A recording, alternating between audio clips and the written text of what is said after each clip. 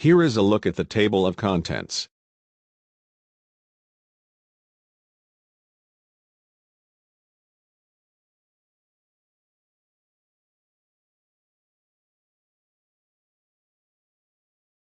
Imagine a place that is owned by every American but is so restricted that you could never step foot there in your lifetime.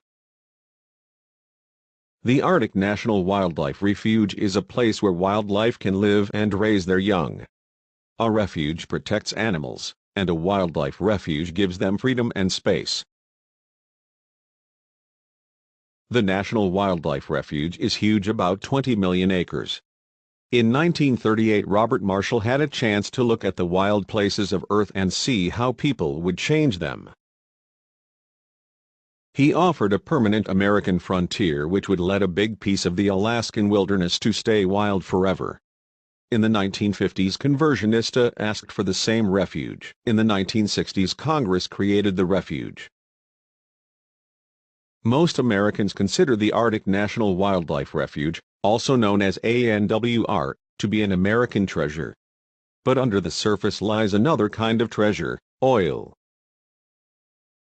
That oil divides Americans over what the ANSW should be. A place for wildlife. People argue about how much oil there is, about how much money they would save. People also argue about how drilling oil would affect the refuge. But basically they are arguing about the main purpose of the ANRW. A century ago, the USA made between 60 to 70% of the world's oil supply. Most of that oil came from the 48 states, not including Hawaii and Alaska. After World War II, the USA could no longer drill the amount of oil that they needed to supply the country. They started to buy oil from other countries. But then, just when things were fine, a bunch of countries agreed to stop selling the USA oil for 6 months. Drivers had to wait in long lines before they could get gas. Some gas stations ran out of oil. Americans had to pay more for oil than ever thought possible the year before. Americans had to find oil, and they did. Oil was found at the Prudhoe Bay in the North Slope of Alaska. Gas prices fell.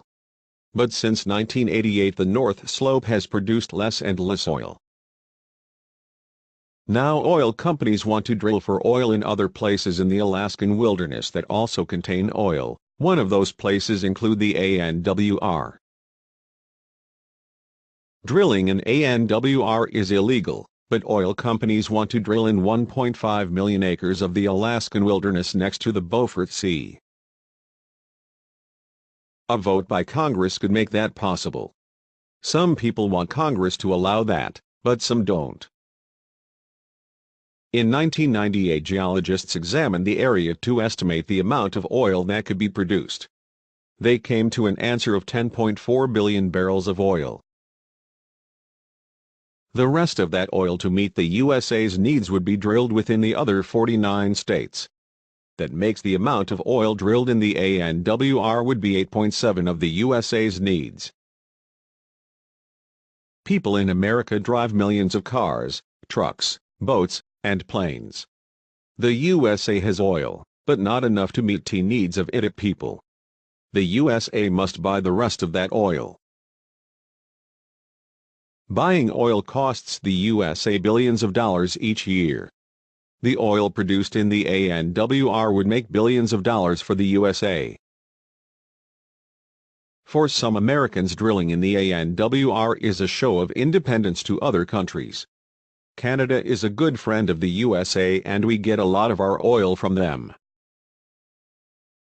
But some of our oil comes from countries that aren't so friendly with the USA. In 1973, some of those countries stopped selling the USA oil. The result was that the price of gas grew. Foreign oil can be stopped on its way to the USA. Millions of barrels of oil are moved by trucks, tankers, and pipelines. These are all easy targets for enemies of the USA. These are all good reasons to drill in the ANWR, but let's look at some of the downsides. Drilling makes what's called a footprint on the land. Mining footprints can be as bad as losing whole mountainsides. Drilling leaves wells, roads, and houses. Listen to Jonathan's amazing paragraph on how drilling is bad. As you know, America is always trying to get as much oil as they can. They hit the jackpot in Alaska directly below the Arctic National Wildlife Refuge, but the ANWR is very important because they give animals freedom in space. Destroying the homes of animals won't give us a lot of oil. It will only add 0.8 million barrels a day to the USA's oil supply, which isn't a lot. People want to drill 15 acres of Alaska, which would ruin the surrounding and totally change how the environment works. The worst thing is that the USA uses 19 million barrels a day, which is more than half of what we get from other countries, and we still want more. A century ago, the USA provided between 60% and 70% of the world's oil. In 1973 there was an energy crisis. That was when some Middle Eastern countries stopped selling us oil. Drilling leaves a bad footprint. With new technology we can cut the footprint down by 64%. If we did drill in the ANWR, we would only drill on 2,000 surface acres, out of the 1.5 million surface acres. The pipelines didn't affect the animals. Lots of endangered and threatened animals live there. Some of them are from the last ice age. No other area is as big and untouched as the ANWR.